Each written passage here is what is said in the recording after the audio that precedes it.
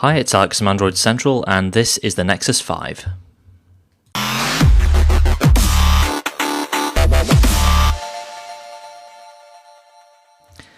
The Nexus 5 is Google's new flagship phone made by LG and running the new Android 4.4 Kitkat software. We've been very slowly getting to know the Nexus 5 through a bunch of pre-release leaks, but now it's official and we've got it in our hands and this is what it looks like.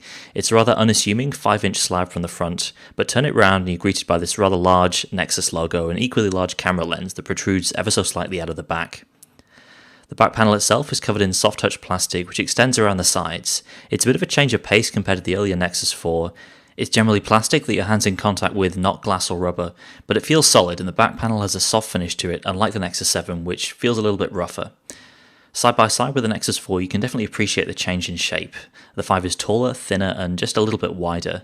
The change in materials means you don't get this shiny reflective pattern, but it should also mean it won't get scratched up or randomly slide its way off flat surfaces like the Nexus 4 does. No real surprises in terms of ports or buttons. You've got power on the right, underneath it is a SIM tray, volume on the left, and of course on-screen buttons, so nothing to see down here before it's turned on. Besides that, you've got micro USB down below, along with a couple of speakers and a headphone jack up top. Past Nexus devices have used high-end CPUs, and this one's no exception. It's running a Snapdragon 800 CPU with 2GB of RAM, and we've already seen how capable this chip is in devices like the Galaxy Note 3 and Xperia Z1. So naturally the Nexus 5 is a very fast device. As you'd expect from a Nexus, there's no expandable storage, but you can choose from 16 or 32GB of built-in memory. Powering the new Nexus is a fixed 2300 mAh battery, and like the last one, it also has Qi wireless charging support. The rear camera is an 8MP unit with optical image stabilization, and there's also a basic 1.3MP front facer.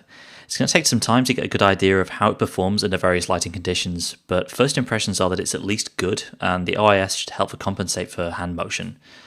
Nexus devices have never been the best cameras, but with Google marketing the Nexus 5 as a device for capturing important moments, hopefully that's now changed. The screen is a 5-inch 1080p IPS panel that's bright and clear and generally looks great, though maybe not quite as vivid as the likes of the HTC One and Galaxy Note 3. In any case, it is a substantial improvement on the dark and washed out display of the Nexus 4. So that's the hardware: big screen, high-end internals, and a plastic casing that feels nice, but is still very much plastic. Perhaps more important is the software, and Android 4.4 Kitkat is the biggest change to the OS since the Ice Cream Sandwich release a couple of years ago. Visually, the system UI is a lot more muted, with whites and greys in place of the old hollow blue. That's a good thing. It's a step away from the sci-fi style design that dates back to the Honeycomb release of Android, and in general, Kitkat looks a lot more professional. There are some new animated flourishes, and Google Now can now be accessed by swiping to the right from your main home screen, though you can still get to it at any time by swiping up from the bottom of the screen. And if that's too much work for you, you can also say OK Google on any of the launcher pages to search for stuff or use voice controls, though that'll only work if you have Google Search set up to use US English. Certain apps can now make the notification bar and on-screen buttons transparent, which allows you to take full advantage of the full screen area a bit more often. For example, in the launcher you can see your wallpaper, and in Google Now you can see a few more cards. In most apps, however, you'll still have an opaque black background. The new immersive mode is also worth mentioning. In apps like Google Play Books, it lets you get a full screen experience and completely get rid of the system UI and just view your content. This works just like a lot of Samsung phones with a swipe down gesture from the top to bring back the UI. The phone app has been retooled as well, with a bunch of new intelligent features based around finding new numbers as well as the ones currently in your phone book, essentially like having a yellow pages on your phone. If you get a call from an unrecognized number, Google will look up and display matching business names, which is a really neat little feature, and it's nice to see basic apps like this aren't being neglected as Android becomes more advanced. Google Hangouts is now your default messaging app, and that means it handles SMS as well as Hangout messages and video calls. So the old Android messaging app has been completely rolled into this. You'll get text appearing alongside Hangout messages, though there is now an officially supported option to change your default SMS app. What's also pretty cool is the ability to share your location over Hangouts with a single button tap. The new Google Photos is technically part of Google Plus and will be coming to other phones through the Play Store, but it's worth a mention because it ties into the photography-centric marketing message that Google's pushing with the Nexus 5.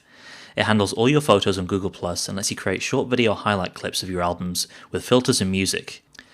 If this sounds familiar, it's because it's basically a straight-up clone of the HTC One's video highlight feature. It works pretty well. You can save to local storage as well as Google+, and even if you don't use Google+, it's a pretty neat feature to have. Android 4.4 introduces some new productivity-focused features too. There's a new framework for handling different types of cloud storage, and opening files in these places is a bit easier as a result. The Nexus 5 is preloaded with QuickOffice and Google Drive, and you can see how these two work together here. There's also a printing framework that supports HP and Google Cloud printing, and that serves as an easy way to save things as PDFs as well. Google says it's worked to reduce the memory footprint of Android and introduce new performance tweaks for phones with less RAM. At the same time, it's also talking about improved, faster multitasking because of the way Kitkat handles memory. All we can really say is that the Nexus 5 feels incredibly fast, likely due to hardware and software in equal measure. The fast performance combined with the new look stock Android make for a really enjoyable user experience. You've got tweaked fonts, new larger icons, a lighter colour scheme, and some really nice looking stock wallpapers too. And unless the camera turns out to be a complete dud, this is definitely going to be one of the best Android phones on the market for the foreseeable future. So that's going to wrap up our first look at the Nexus 5 and Android 4.4 Kitkat.